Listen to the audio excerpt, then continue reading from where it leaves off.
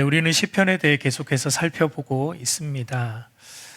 오늘 읽은 이 시편 35편은 다윗의 시로 다윗이 자신을 까닭 없이 미워할 뿐만 아니라 또 자신의 생명까지 해하고자 하는 원수들에게 둘러싸여 있는 그런 상황 속에서 하나님께 이 원수들을 물리쳐 주시고 원수들이 나를 이기지 못하게 해달라고 탄원하는 탄식시입니다.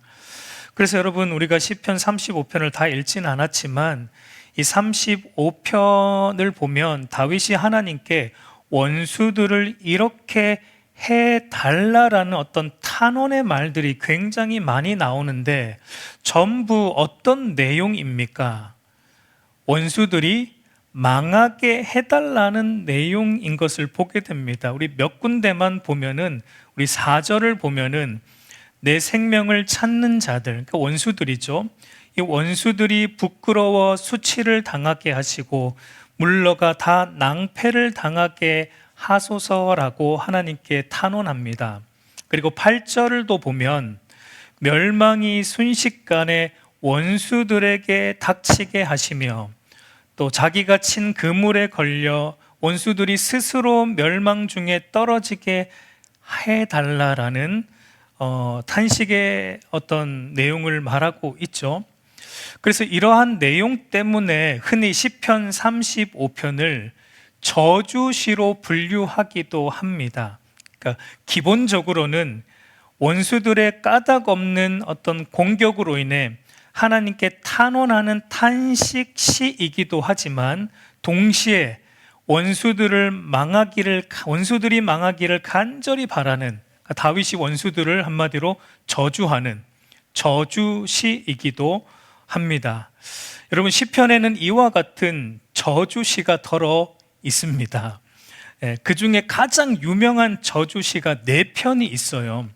우리가 이미 보았던 시편 7편도 저주시에 해당했고, 오늘 읽은 시편 35편, 그리고 시편 69편, 그리고 시편 109편, 그 외에도 많은데 이 4편이 가장 유명한 이 저주시입니다. 그런데 여러분, 공교롭게도 이 4편이 다 누구의 시일까요? 다윗의 시입니다. 여러분, 다윗이 원수들을 저주하는데 일가견이 있습니다. 이 저주의 강도를 보면은 시편 7편은 여러분 아주 순한 맛이에요. 순한 맛 저주시라고 볼 수 있고, 오늘 읽은 시편 35편은 중간 맛 저주시입니다. 가장 강도가 센 아주 매운맛 저주시는 시편 109편입니다. 여러분, 시편 109편 우리 나중에 보겠지만 시편 109편을 읽다 보면 우리도 모르게 다윗이 아니라 원수의 편을 들어주고 싶을 정도로 다윗이 좀 과하게 저주하고 있다라는 생각이 들기도 해요. 왜냐하면 여러분, 그 시편 109편을 보면 다윗이 원수 당사자만 저주하는 게 아니라 원수의 가족들, 그들의 자녀들까지 다 저주하고 있는 것을 우리가 보기 때문입니다. 어느 정도로 매운맛인가 우리가 한번 몇 군데만 보면 시편 109편 9절과 10절 한번 같이 읽어보겠습니다. 그의 자녀는 고아가 되고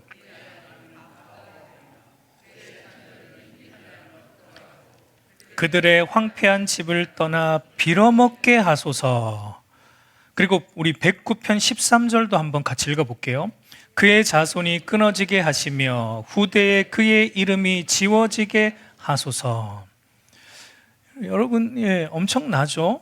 이 내용이. 여러분, 우리 사람들 마음 안에 기본적인 룰이 있어요. 그게 뭐냐면 나를 건드리고 나를 욕하는 거는 그래도 어느 정도 참을 수 있는데 가족을 건드리고 가족을 욕하는 것은 못 참는다라는 기본적인 감성이 있습니다. 우리가 그런 암묵적인 우리 인간들 사이에 룰이 있습니다. 근데 어떤 면에서 다윗은 그 룰을 깨고 있는 것과 같습니다. 그렇다면 여러분, 우리가 이와 같은 저주시를 어떻게 이해해야 할까요?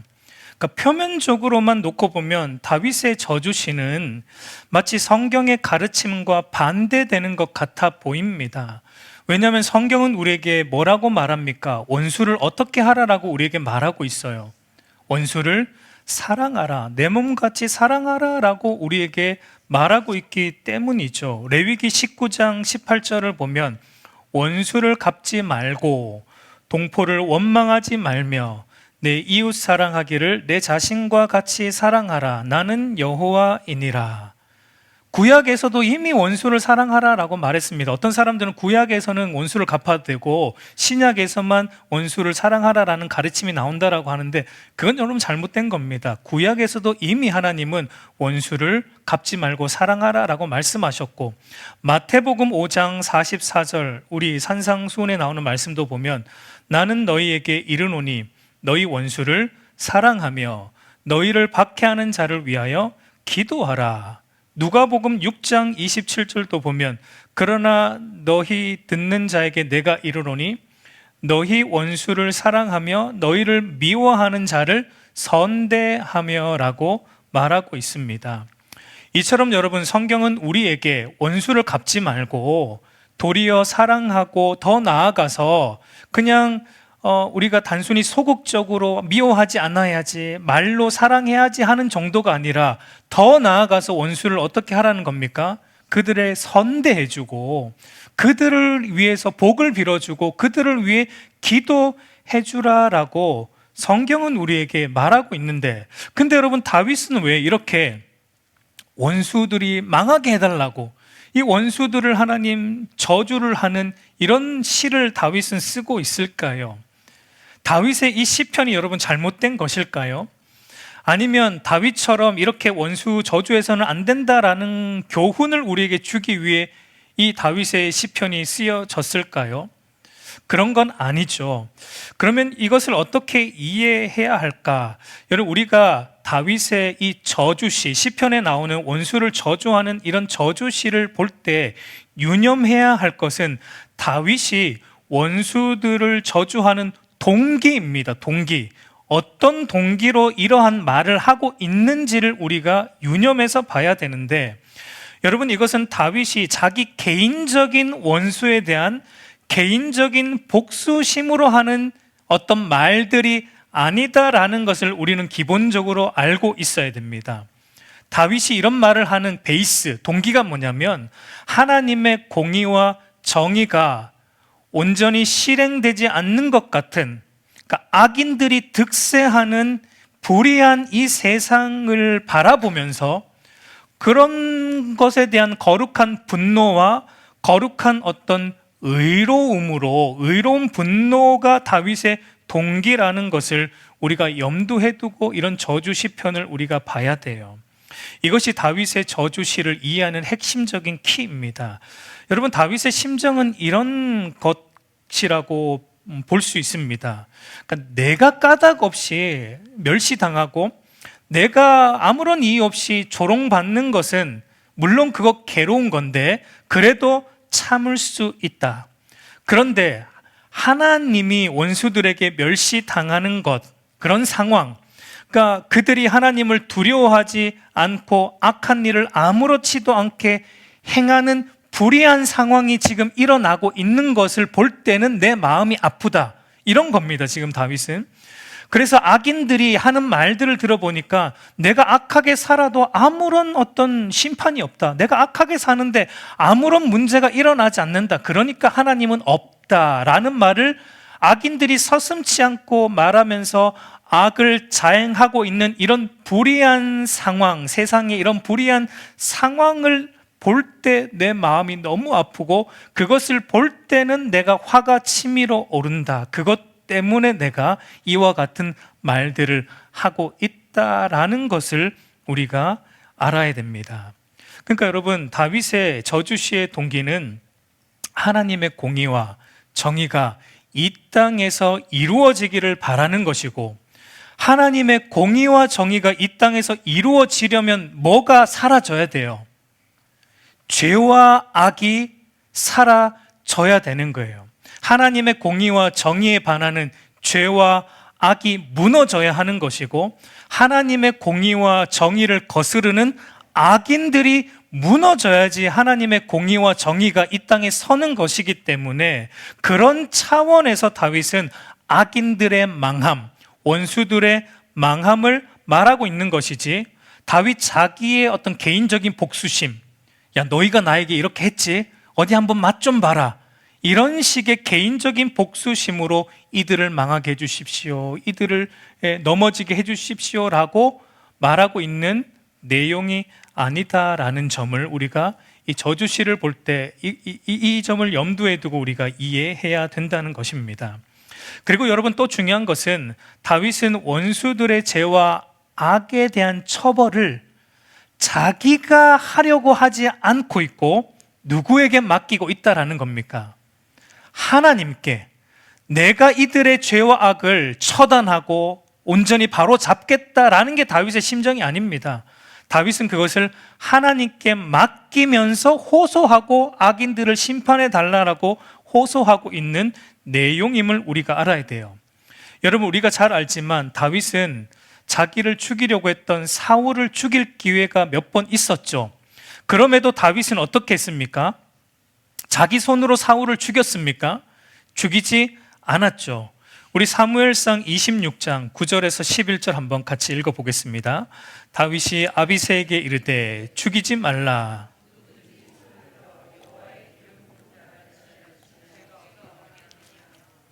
다윗이 또 이르되 여호와께서 살아계심을 두고 맹세하노니 여호와께서 그를 치시리니 혹은 죽을 날에 이르거나 또는 전장에 나가서 망하리라. 내가 손을 들어 여호와의 기름 부음 받은 자를 치는 것을 여호와께서 금하시나니 너는 그의 머리 곁에 있는 창과 물병만 가지고 가자 하고 라고 말합니다. 그러니까 여러분, 이것을 볼 때 다윗은 자기 개인적인 감정으로 원수를 저주하거나 자기 스스로 원수 갚는 일을 다윗은 절대 하지 않았다라는 것을 알 수 있어요. 왜냐하면 원수 갚는 것이 불완전한 자기에게 있는 것이 아니라 완전한 판단자이신 하나님께 달려 있다라는 것을 다윗은 알고 있었기 때문입니다. 그래서 여러분, 사도 바울도 이런 말을 하죠. 우리 로마서 12장 19절을 보면 내 사랑하는 자들아 너희가 친히 원수를 갚지 말고 하나님의 진노하심에 맡기라. 기록되었으되 원수 갚는 것이 내게 있으니 내가 갚으리라. 주께서 말씀하시니라 라고 말합니다. 원수 갚는 것이 누구에게 있습니까? 우리에게 있지 않고 하나님께 있습니다. 왜냐하면 여러분, 우리는 원수 갚을 때 어떻게 갚아요? 온전히 공정하게 갚습니까? 아니잖아요. 우리는 배로 갚잖아요. 원수 갚을 때 한번 당해봐라 그러고 내가 당한 거에 플러스 시켜가지고 아주 그냥 배로 갚잖아요. 그러니까 우리는 공정하게 갚을 수 있는 자들이 아니에요. 공정하게 갚으시는 분은 오직 한 분, 하나님밖에 없습니다. 하나님이 갚아요. 원수는 하나님이 다루십니다. 불의한 것들은. 그러니까 하나님께 맡겨라 라고 성경은 우리에게 말하고 있습니다. 여러분, 이처럼 다윗은 원수 갚는 것이 바로 하나님께 참된 판단자이자 재판관이신 하나님께 달려 있다는 걸 다윗은 알고 있었기 때문에 자기 개인적인 감정의 복수심으로 이렇게 원수를 조롱하고 원수들의 망함을 기원하고 있는 내용들이 아니다라는 것을 우리가 알아야 하는 것입니다. 그렇게 볼 때 다윗은 이것은 하나님을 조롱하고 하나님을 멸시하는 자들, 끝까지 자기 죄를 회개하지 않고 하나님의 살아계심을 멸시하고 하나님의 백성을 멸시하는 그런 악인들을 하나님께서 공정하게 판단해 주시고 처벌해 달라라는 내용들이다라는 것을 우리가 알 수 있습니다. 그러니까 여러분, 나중에 시편 109편 읽을 때 막 그들의 자녀들도 막 빌어먹게 하시고 이런 내용들을 볼 때, 야, 다윗이 어떻게 이럴 수 있을까라고 우리가 성경을 그렇게 읽으면 안 됩니다. 그러니까 여러분, 성경을 단순히 우리가 도덕책처럼 인간적인 도덕주의 감성으로 성경을 읽으려고 해서는 안 됩니다. 성경은 하나님의 사랑과 하나님의 공의라는 관점으로 우리가 읽고 해석해 나가야 하는 것입니다. 그래서 시편 35편은 하나님께서 미워하는 죄를 다윗도 미워하기 때문에 하나님께서 이 땅에서 그런 죄와 악을 공정하게 판단해 주시고 공정하게 심판하심으로 하나님의 거룩한 이름이 높임 받으시기를 원하는 동기에서 지금 이와 같은 저주가 나오고 있다라는 것을 우리가 염두에 두어야 합니다. 그러면 이제 우리가 시편 35편의 내용을 좀 살펴보면 우리가 이 한 절 한 절을 좀 살펴볼 수는 없고 전체적인 구조와 특징 그리고 그를 통해 알 수 있는 핵심적인 주제를 중심으로 한번 간략하게 좀 다루어 보겠습니다. 시편 35편은 세 부분으로 이제 나눌 수 있는데 첫 번째 단락이 1절에서 10절까지로 첫 번째 단락의 상황은 전쟁과 같은 상황입니다. 전쟁과 같은 상황 속에서 하나님의 도우심을 구하는 기도이고 두 번째 단락은 11절부터 18절까지로 두 번째 단락의 상황은 법정 소송 상황과 같아요.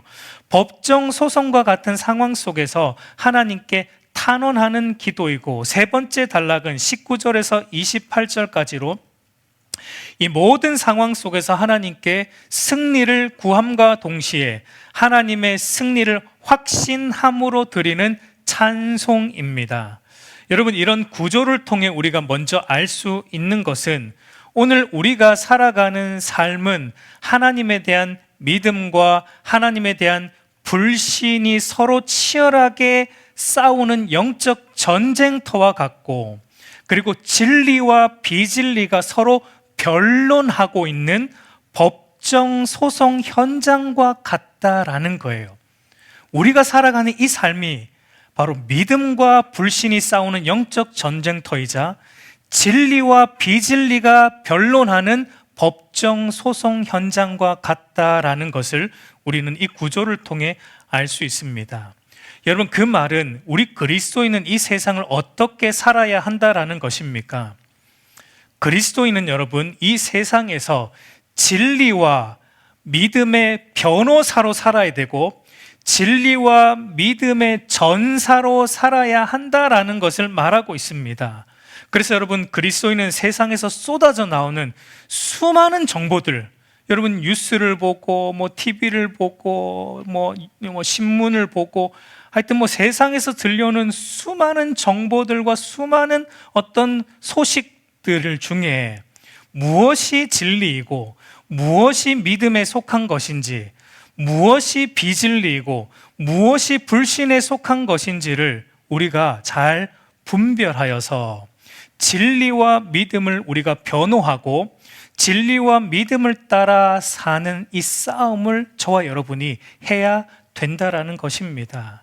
그래서 여러분, 사도 바울도 우리가 싸워야 할 이 영적 전쟁의 본질적인 성격이 뭐냐면 진리 싸움이다라고 말하고 있어요. 우리 에베소서 6장 13절 14절 한번 같이 읽어보겠습니다. 그러므로 하나님의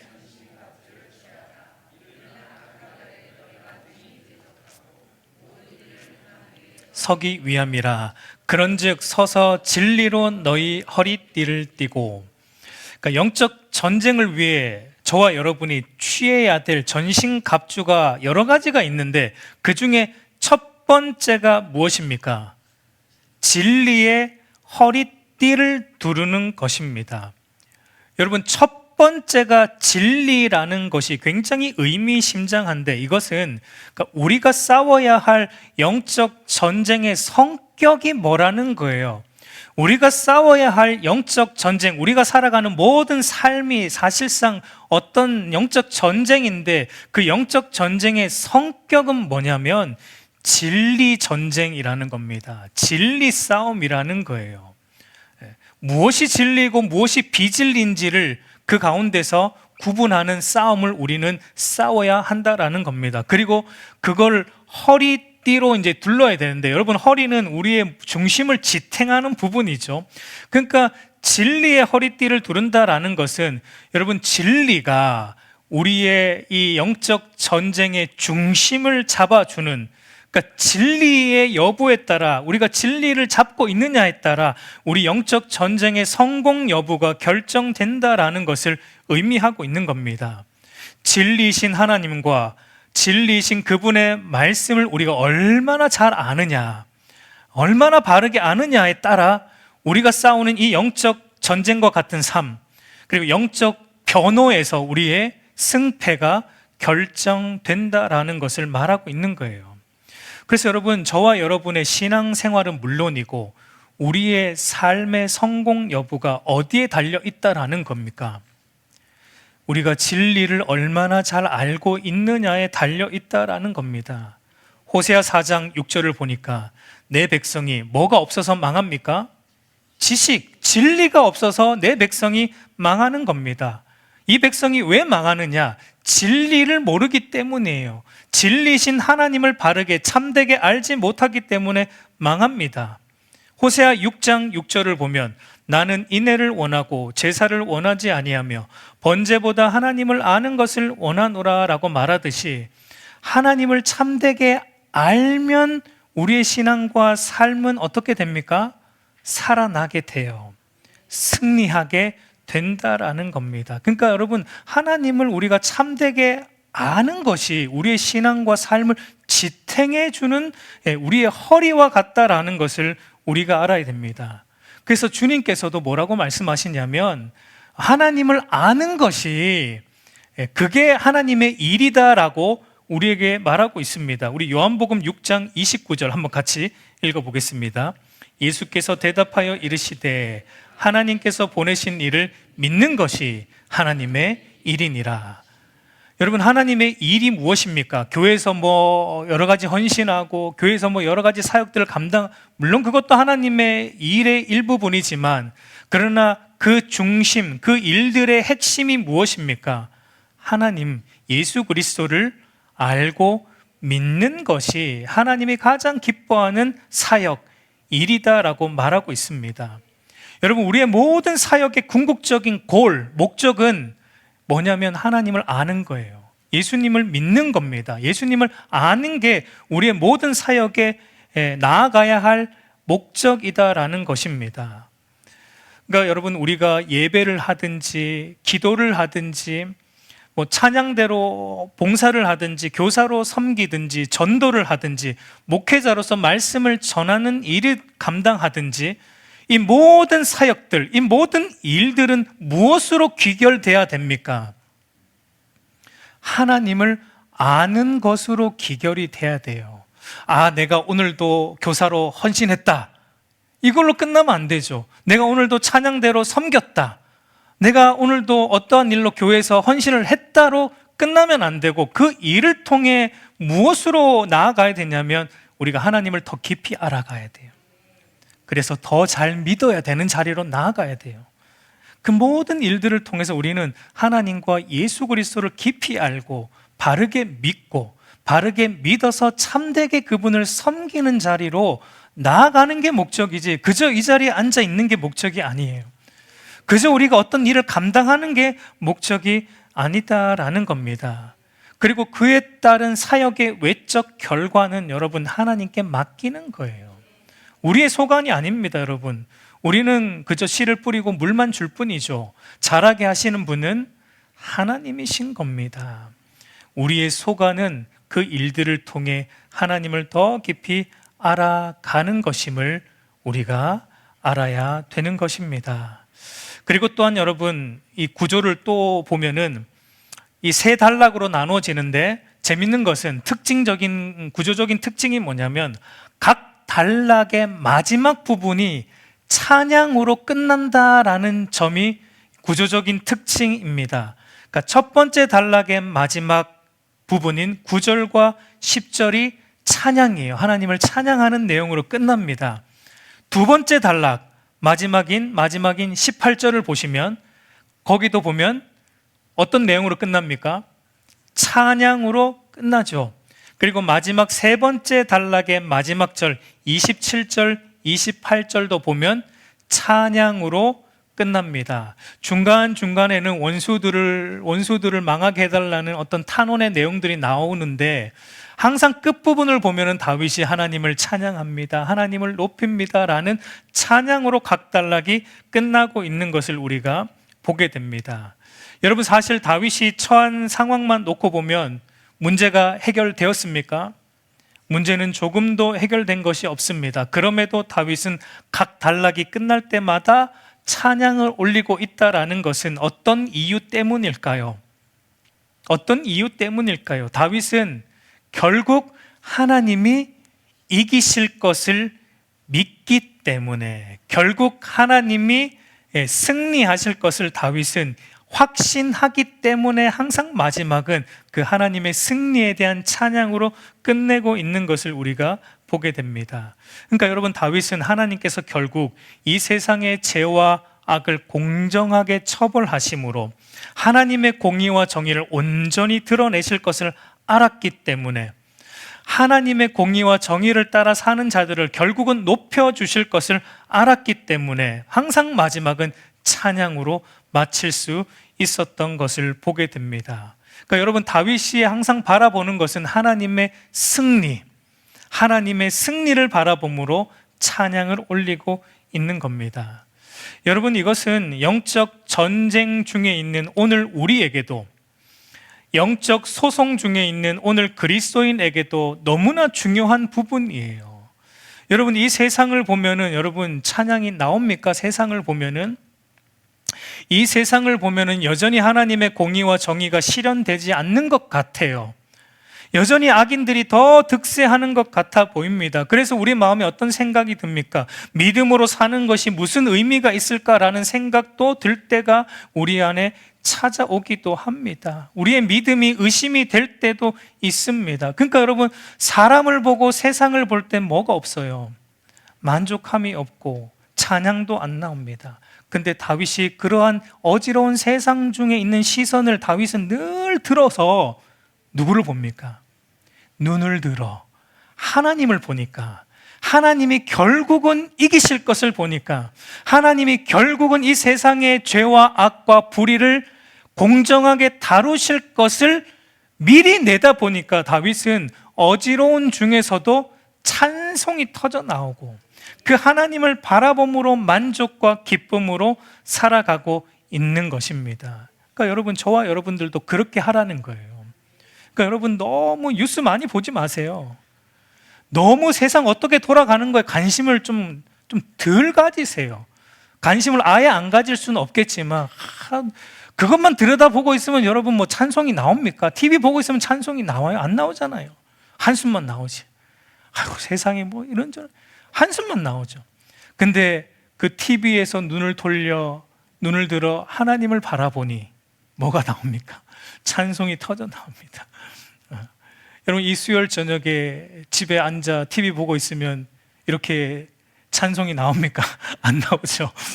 그래서 TV 보고 있으면 아이고, 또 세상 또 이런 꼴이다 하고 한숨만 나오죠. 그러나 오늘 이 밤에 주님 앞에 나오니까, 눈을 들어 주님을 보니까 뭐가 나옵니까? 찬송이 나오고 감사가 나오고 이 하나님을 예배함의 기쁨이 우리 안에 찾아오는 것을 경험하는 것입니다. 여러분, 저와 여러분이 이 어지러운 세상 중에 날마다 눈을 들어 하나님을 보는 은혜가 있기를 소망합니다. 그 하나님 안에서 만족과 기쁨을 찾기를 소망합니다. 이것이 여러분 시편 35편의 전체적인 흐름과 주제입니다. 우리 1절을 보면은 이렇게 이제 말을 하는데, 여호와여, 나와 다투는 자와 다투시고 나와 싸우는 자와 싸우소서라고 말합니다. 다윗은 지금 하나님께 이렇게 말하죠. 나와 다투는 자와 하나님 싸워주세요.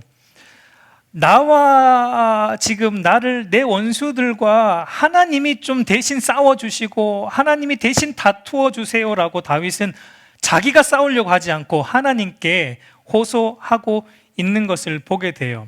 근데 여러분, 여기 보면 다투다라는 용어는 법정적 용어입니다. 그러니까 법정에서 시시비비를 가리는 논쟁적 용어이고, 싸우다라는 말은 군사적 용어로 서로가 서로가 이제 전시 상황에서 싸우는 용어입니다. 우리 앞에서 그 첫 번째 단락과 두 번째 단락을 나눌 때 첫 번째 단락이 전시 상황이고 두 번째 상황이 법정적 상황이다라고 했는데 이 1절 안에 그와 같은 구조가 다 들어있는 것을 우리가 보게 됩니다. 근데 여러분, 다윗이 지금 처한 상황은 단순히 자기 개인의 원수와 시시비비를 가리는 논쟁과 싸움의 상황이 아니라 다윗은 여러분, 하나님 나라인 이스라엘의 왕으로서 하나님을 대변하는 자이고, 다윗을 대적하는 자들은 다윗 한 개인을 대적하는 게 아니라 사실상 이스라엘을 대적하는 것이고, 더 올라가면 하나님을 대적하는 싸움. 그러니까 여러분, 이 싸움은, 이 시시비비는 다윗과 다윗의 원수의 어떤 시시비비가 아니라 바로 믿음과 불신의 싸움이다라는 것을 우리가 알 수 있습니다. 그래서 여러분, 7절을 보면은 이렇게 말해요. 그들이 까닭 없이 나를 잡으려고 그들의 그물을 웅덩이에 숨기며 까닭 없이 내 생명을 해하려고 함정을 팠다. 19절도 보면 까닭 없이 나를 미워하는 자들이 서로 눈짓하지 못하게 하소서라고 말합니다. 그러니까 여러분, 지금 다윗의 원수들이 다윗을 공격하는 이유가 뭡니까? 이유가 있습니까? 없습니까? 아무 이유가 없어요. 공격할 아무 이유가 없습니다. 다윗이 어떤 잘못을 했기 때문에 그에 합당하게 뭔가 논쟁을 하고 싸움을 걸어오고 있는 게 아니라는 겁니다. 아무 까닭 없어요. 다윗과 논쟁하고 다윗과 싸우는 이 원수들의 모습들이 아무 이유 없이 그냥 다윗에게 시비를 걸고 다윗에게 싸움을 걸어옵니다. 왜? 그 이유가 뭔가? 다윗은 하나님이 택한 왕이기 때문에 그런 것입니다. 결국은 이들의 타겟은 뭐냐면 다윗을 세우신 하나님이다라는 것을 우리는 보게 됩니다. 그래서 여러분, 다윗의 후손으로 오신 참 메시아이신 예수님이 이 시편 35편 말씀을 인용했어요. 이 시편 35편 19절 말씀인 까닭 없이 나를 미워하는 자들이 서로 눈짓하지 못하게 하소서라는 이 말씀을 인용해서 예수님 당신이 유대인들에게 아무 이유 없이 미움받는 것에 대해서 설명을 했습니다. 요한복음 15장 25절 같이 읽어보겠습니다. 그러나 이는 그들의 율법에 기록된 바 이유 없이 나를 미웠다 한 말을 응하게 하려 함이라. 이게 여러분 시편 35편 19절을 인용한 말씀입니다. 그러니까 예수님도 미움을 받았죠, 유대인들에게. 근데 그들이 예수님이 뭔가 잘못해서 미워한 게 아니라 아무 이유 없이, 아무 까닭 없이 미워했습니다. 왜냐하면 예수님이 하나님의 아들이기 때문에, 예수님이 하나님이 기름 부어 세운 메시아였기 때문에, 그것 때문에 예수님을 아무 이유 없이 그것 때문에 미워했다라는 겁니다. 여러분, 이것이 오늘 이제 우리에게 의미하는 바는, 오늘 저와 여러분도 사도 베드로가 말하는 것처럼 어떤 자입니까? 우리도 거룩한 왕 같은 제사장이죠. 우리도 다윗처럼 이제 우리도 왕 같은 거룩한 왕 같은 제사장이기 때문에 우리도 어떤 상황에 놓여 있다는 겁니까? 우리도 이 세상에서 아무 이유 없이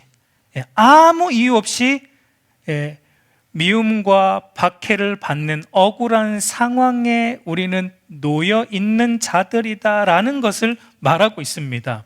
그래서 여러분, 동일한 요한복음 15장에서 예수님이 그래서 이 말을 한 겁니다. 요한복음 15장 18절 19절 같이 읽습니다. 세상이 너희를 미워하면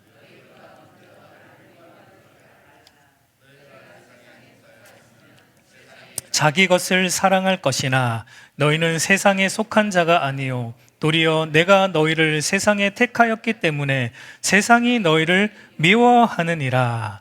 여러분, 세상이 우리를 아무런 까닭 없이 미워하는 이유가 뭐냐면 우리가 세상에 속하지 않았기 때문에, 그 말은 우리가 세상의 가치를 따라 살지 않고 구별되어 하나님께 속한 자로 하나님의 말씀을 따라 진리를 따라 살아가기 때문에 세상은 그리스도인들을 이유 없이 미워한다라는 겁니다. 마치 여러분, 백인 우월주의자들이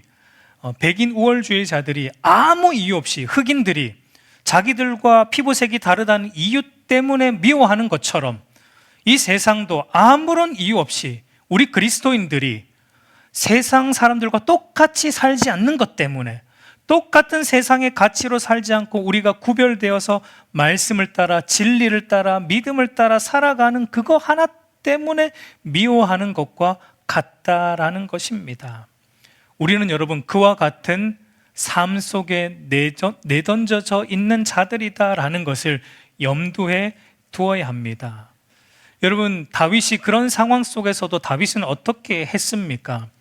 우리 12절과 14절을 보면 내게 선을 악으로 갚아 나의 영혼을 외롭게 하나 나는 그들이 병들었을 때 굵은 베옷을 입으며 금식하여 내 영혼을 괴롭게 하였더니 내 기도가 내 품으로 돌아왔도다. 내가 나의 친구와 형제에게 행함같이 그들에게 행하였으며 내가 몸을 굽히고 슬퍼하기를 어머니를 곡함같이 하였도다.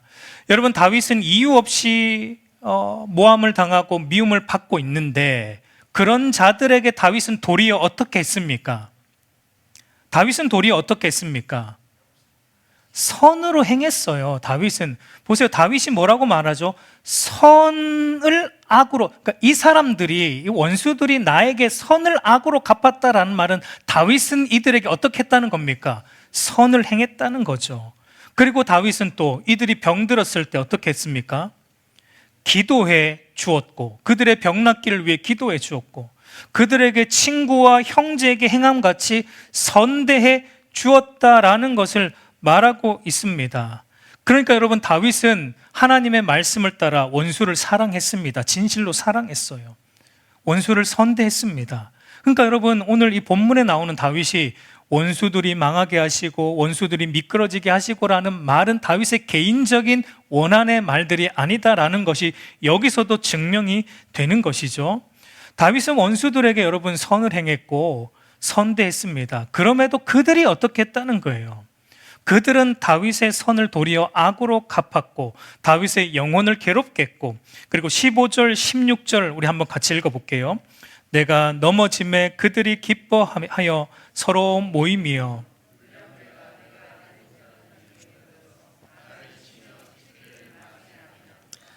그들은 연회에서 망령되이 조롱하는 자같이 나를 향하여 그들의 이를 갈도다라고 말합니다. 그러니까 이들은 다윗에게 어떻게 하고 있냐면 다윗이 조금 넘어지면 막 박수치며 기뻐하고 불량배처럼 다윗을 공격하고 온갖 조롱과 비방의 말들을 쏟아놓고 있다라는 것을 보게 됩니다. 여러분, 이것은 다윗의 경험이기도 했지만 오늘 믿음으로 살아가는 다윗과 같은 모든 신자들이 세상에서 경험하게 되는 일들입니다. 여러분, 예수님도 이와 같은 일들을 경험했고 예수 그리스도를 믿는 신자인 저와 여러분들도 여러분 믿음으로 세상을 살아가면 이와 같이 억울한 일들을 우리가 경험하게 된다라는 것을 말하고 있는 거예요. 그러면 여러분, 이와 같은 상황에 직면했을 때 우리는 어떻게 대처해야 됩니까? 여러분, 다윗처럼 원수 갚는 것이 하나님께 있음을 알고 우리는 하나님께 호소해야 됩니다. 여러분, 하나님께 호소해야 돼요. 그럴 때 여러분 하나님 앞에 나오세요. 하나님 앞에 호소하세요. 하나님 앞에 저 원수들 좀 어떻게 해주세요. 호소하세요. 하나님이 그 기도를 들으십니다. 여러분, 들으세요. 우리의 그런 감정을 하나님이 무시하시지 않습니다. 우리의 억울한 감정을 하나님이 무시하시지 않아요. 우리의 연약함을 하나님은 아십니다. 얼마나 억울합니까? 얼마나 속이 상합니까? 그때 여러분 사람 붙들고 왜 그 인간이 또 나한테 사람 붙들고 하면 여러분 시험 들어요. 하나님 앞에 나오세요. 하나님께 호소하세요. 하나님은 다 들어주세요. 하나님, 저 인간 좀 우리는 우리의 원한을 가지고 좀 할 수도 있는데요, 하나님이 들으십니다. 하나님이 들으십니다. 여러분, 하나님께 호소해야 됩니다. 여러분, 다윗은 철저히 하나님께 호소하고 있는 거예요. 그리고 다윗의 호소의 동기를 한 번 더 여러분 기억해 주십시오. 내 개인적인 원한이 아니라 하나님의 공의와 정의가 드러나기를 원합니다라는 마음으로 우리도 호소를 해야 됩니다. 그래서 다윗은 이렇게 말하죠. 24절을 보면 여호와 나의 하나님이여 주의 공의대로 나를 판단하사 그들이 나로 말미암아 기뻐하지 못하게 하소서. 여러분 여기 보면 아주 중요한 게 다윗은 지금 주의 공의로 판단해 달라고 하는데 누구를 판단해 달라고 합니까? 먼저는 납니다. 원수가 아니에요. 먼저는 주의 공의로 나를 판단하시고 그 다음에 이 인간들도 기뻐하지 못하게 판단해 주십시오라고 말하고 있는 거예요. 그러니까 여러분 다윗은 원수만 뭐 하나님께서 판단해 달라고 하는 게 아니고 나도 판단해 주세요 하는 겁니다. 이게 여러분 다윗 신앙의 위대한 점이죠. 항상 다윗은 하나님 앞에 자기 자신이 서 있는 거예요. 나부터 돌아보는 겁니다. 다윗은 하나님 나를 먼저 판단해 주십시오. 내가 하나님의 공의대로 살아가고 있는지 나를 먼저 판단해 주시고 그리고 원수들도 판단해 주십시오라고 말하고 있는 거예요. 그러니까 여러분 다윗의 중심은 어디에 있냐면 하나님의 공의가 드러나는 것입니다. 원수 갚는 게 아니고 다윗의 중심은 하나님의 공의가 바르게 세워지는 것. 내 안에도 하나님의 공의가 바르게 세워지고 이 세상 안에도 하나님의 공의가 바르게 세워지는 것이 다윗의 모든 관심이다라는 겁니다. 우리 마지막으로 28절도 보면은 나의 혀가 주의 의를 말하며 종일토록 주를 찬송하리이다. 여러분 여기서도 다윗의 모든 관심, 다윗이 입술로 종일토록 말하고 종일토록 하고 싶은 그 내용이 핵심이 뭡니까? 주의 의예요. 하나님의 공의, 하나님의 의로움만 나는 말하고 싶고 하나님의 공의와 정의만 내가 세상 가운데 드러나도록 말하고 싶고 그것만 찬송하고 싶다라는 것을 다윗이 말합니다. 여러분 이것이 바로 죄악으로 가득 찬 불의한 이 세상을 살아가는 신자의 마땅한 모습인 줄로 믿습니다. 이제 말씀을 맺겠습니다. 여러분 우리가 살아가는 이 세상은 불의가 넘쳐납니다. 정의가 올바르게 그리고 온전하게 시행되지 않습니다. 그래서 여러분 이 세상에는 억울한 일이 너무나 많습니다. 여러분 유전무죄, 무전유죄라는 말이 있듯이 힘있고 돈 있는 사람은 죄를 지어도 처벌받지 않는 세상이에요. 그러나 힘없고 돈 없는 사람들은 작은 죄를 지어도 죄를 짓지 않아도 처벌받는 이런 불합리한 세상을 우리는 살아가고 있습니다. 이것은 여러분 하나님이 세상을 이렇게 지은 것이 아니라 인간의 죄가 세상을 이렇게 불공평하게 만들어 놓은 것입니다. 여러분 이와 같은 불합리한 세상 속에서 우리 그리스도인은 어떻게 해야 되는가? 오늘날 여러분 다소 과격한 신앙인들처럼 이 세상의 불의를 자기 힘으로 바로 잡겠다고 자기 손에 칼과 방패를 들고 나가서 과격하게 휘두르는 일은 우리가 하지 말아야 됩니다. 그것은 여러분 하나님의 방법이 아닙니다. 세상의 정의를 위해 손 놓고 있으라는 말은 아니에요. 그러나 세상의 불의를 우리의 힘으로 다 바로 잡을 수 있다라는 교만한 생각은 우리가 버려야 되는 거예요. 우리는 공의와 정의를 온전히 바로 잡을 수 없는 불완전한 자들임을 인정해야 됩니다. 그게 겸손이에요. 이 세상의 정의와 공의를 온전히 바로 잡을 수 있는 분은 오직 한 분, 참된 재판관이신 하나님밖에 없습니다. 그래서 여러분 2절에서 보면 다윗은 자기 손에 칼과 창을 들지 않아요. 방패를 들지 않고 지금 하나님께 하나님 창을 들어주시고 하나님 방패를 잡으시고 일어나사 싸워 주십시오라고 하나님께 맡기고 있는 것을 보게 됩니다. 그러므로 여러분 우리는 세상의 죄와 악을 공정하게 처벌하실 하나님을 바라보므로 우리의 매일의 삶 속에서 우리가 가진 진리와 믿음을 변호하고 진리와 믿음을 따라 사는 우리 개인의 삶에 집중해야 할 줄로 믿습니다. 그럴 때 여러분 우리가 다윗처럼 매일의 삶 속에서 주의 의를 말하고 종일토록 주를 찬양하는 삶을 살아갈 수 있는 것입니다. 여러분 사람을 보고 세상을 보면 앞에서도 말했지만 결코 만족함이 없습니다. 그러니 날마다 우리는 눈을 들어 하나님을 바라봄으로 만족함과 그 하나님께 소망을 둠으로 새 힘을 얻어 살아가는 저와 여러분들이 되기를 우리 주님의 이름으로 축복합니다.